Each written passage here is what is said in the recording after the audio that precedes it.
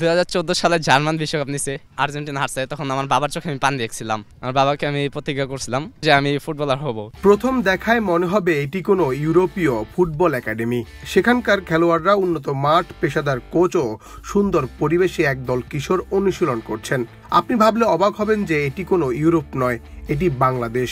Bashundhara football একাডেমিতেই বাংলাদেশের আগামীর সম্ভাবনাময় ফুটবলাররা তৈরি হচ্ছেন, আর এটির সুযোগ করে দিয়েছেন দেশসেরা শিল্প প্রতিষ্ঠান বসুন্ধরা গ্রুপ।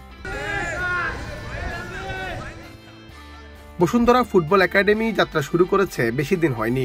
ইতিমধ্যে 250-এরও বেশি ফুটবলাররা কোচিং করছেন এই একাডেমিতে। এখানকার সুযোগ সুবিধা, কোচিংয়ের মান ও বসুন্ধরা গ্রুপের মানবিকতায় মুগ্ধ অভিভাবকরা। বসুন্ধরার মনে করেন যে কোচিং সিস্টেমটা ভালো, তার কাছে মনে হচ্ছে, সে আমাকে বললো যে বসুন্ধরা কোচিং সিস্টেমটা খুবই ভালো, তো ওখানে আমাকে ভর্তি করে। এখানে এনভায়রনমেন্টটা অনেক ভালো, এখান থেকে কোচিংও ভালো, এনভায়রনমেন্টও ভালো, এবং এখানে যে কোর্সটা হচ্ছে ওটা আমার কাছে খুব ভালো লাগছে। হ্যাঁ, অবশ্যই একটু পেয়েছি, তারা এই সহানুভূতির দৃষ্টিতে তারা থাকাইছে, না হলে তো আমরা আসলে বাচ্চা কাচ্চা এই জগতে আনা আমাদের মতো লোকদের সাধ্য নাই, ওনাদের সুদৃষ্টি আছে আমাদের দিকে। ভাতিজিকে নিয়ে আসার কারণে বেশ কয়েকবার বসুন্ধরা কিংস ক্লাব চ্যাম্পিয়ন হয়েছে, এবং খেলাধুলার এবং বিদেশি কোচ দিয়ে প্র্যাকটিস করানো হয়, এগুলো ভালো লাগছে আমার কাছে। বসুন্ধরা একাডেমিতে আন্ডার 6 থেকে আছেন আন্ডার 18 পর্যন্ত। তাদের চোখে মুখে ফুটবলার হওয়ার স্বপ্ন। 2014 সালে ফুটবল বিশ্বকাপের ফাইনালে আর্জেন্টিনা জার্মানির কাছে হেরে গেলে এখানকার একজন খেলোয়াড় তার বাবার চোখে পানি দেখে। সেদিন মধ্যবিত্ত বাবাকে বলেছিলেন যে সে একদিন ফুটবলার হবেন। সেই ফুটবলার হওয়ার স্বপ্ন দেখলেও বাস্তবায়ন করার মতো ক্লাব পাচ্ছিল না। তবে বসুন্ধরার মহৎ উদ্যোগে বসুন্ধরা ফুটবল একাডেমিতে তার স্বপ্ন পূরণের লক্ষ্যে অনুশীলন করে যাচ্ছে। 2014 সালে জার্মান বিশ্বকাপ নিছে, তখন আর্জেন্টিনা হারছে, তখন আমার বাবার চোখে আমি পানি দেখছিলাম। তো বাবার চোখে পানি দেখার পরে আমি ফুটবলে আসছি। বাবার চোখে পানি দেখে কোনো শপথ করেছিলেন কিনা? জি, শপথ করছিলাম যে আমি ফুটবলার হব। আমার বাবাকে আমি প্রতিজ্ঞা করছিলাম যে আমি একদিন হব। যারা এখন মধ্যবিত্ত ফ্যামিলির আছে আমাদের মতো, তারা এখানে ফুটবল খেলার স্বপ্নটা দেখতেছে ভালো। সবারই চায় যে ন্যাশনালে খেলার জন্য, ন্যাশনাল টিমে থাকার জন্য। তো সেই অনুসারে এখন বসুন্ধরা কিংসের ট্রেনিং করতেছে সবাই।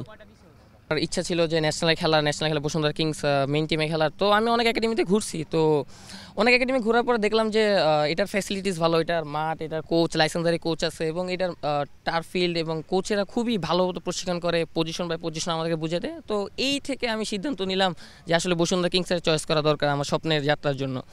দেশের ফুটবলের পাইপলাইন শক্ত করতে মূলত বসুন্ধরার এমন উদ্যোগ। কোচ বায়োজিৎ জুবায়ের নিপু শিশু থেকে কিশোর সবাইকে সমান তালে কোচিং করিয়ে যাচ্ছেন। শুধু অনুশীলন না, মাঠে প্র্যাকটিস ম্যাচের আয়োজন করে তাদের খুঁটিনাটি ভুল ও দুর্বলতাগুলো দেখছেন, আর তার সংশোধনের টোটকাও দিয়ে থাকেন তিনি। ফুটবলার তৈরির কাজটা যে ক্লাবগুলোর, সেটার কাজই করে যাচ্ছেন এই কোচ। বাংলাদেশে কোনো ক্লাবই নেই, বাংলাদেশের দায়িত্ব হচ্ছে ফুটবল ফেডারেশনের, তাদের প্লেয়ার তৈরি করবে। এটা কিন্তু ফুটবল ফেডারেশনের একেবারে দায়িত্ব না, দায়িত্ব হচ্ছে ক্লাবগুলার। তো সেই স্থানীয় স্টাফগুলো। তো আমরা যেহেতু গত 7 বছর যাবৎ আমরা প্রিমিয়ার ডিভিশন শুরু করেছি, এবং যেভাবে আমরা শুরু করেছি এটা একটা মানে আমাদের দেশের কনটেক্সটে বলবো আমি যে আমরা বিরাট একটা কাজ করেছি বাংলাদেশ ফুটবলের জন্য। একটা আমি বলবো আশীর্বাদ স্বরূপ আসছে বসুন্ধরা কিংস। বসুন্ধরা এসে আমরা 5টা বছর ডোমিনেট করলাম, এবং আমরা শুরু করলাম যে আমাদের লিগ দিয়ে শুরু করলাম। এখন আমরা চাচ্ছি যে ফুটবলে যে পাইপলাইন, যে ন্যাশনাল টিমের পাইপলাইনগুলো প্লেয়ার সাপ্লাই করা, এইটা খুব জরুরি। সেই জরুরি দিক থেকে আমাদের ম্যানেজমেন্ট চিন্তা করলো যে আমাদের আসলে একাডেমি দরকার। তো যেহেতু আমাদের মাঠ ছিল না, গত 2-3 বছর আমরা মাঠ তৈরি করছি, আমাদেরকে স্টেডিয়াম হয়েছে, নিজস্ব একটা ট্রেনিং ফিল্ড হয়েছে, এখন 4টা টার্ফ। যেহেতু আমি বাচ্চাদেরকে শুরু করব, আমাদের যে প্রেসিডেন্ট মহোদয় বললে যে আমাদের আগে টার্ফগুলো হোক, আমরা টার্ফ তৈরি, বা টার্ফ যখন হয়ে গেল তখন আমি একটা তাদেরকে প্রোগ্রাম দিলাম যে এইভাবে আমরা করতে পারি। তো আমরা সার্কুলার দিলাম যে আমাদের এখানে আমাদের ট্রেনিং ক্যাম্প করতেছি, বা বসুন্ধরা একটা ফুটবল একাডেমি করতেছি, নন রেসিডেন্সিয়াল, আমরা একটা রেসিডেন্সিয়াল পরে যাব।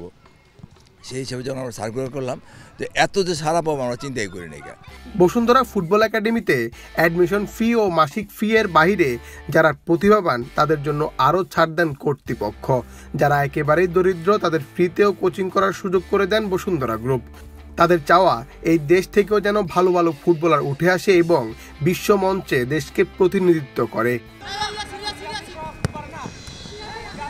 মুন্না চন্দ্র দাস, বাংলাদেশ প্রতিদিন।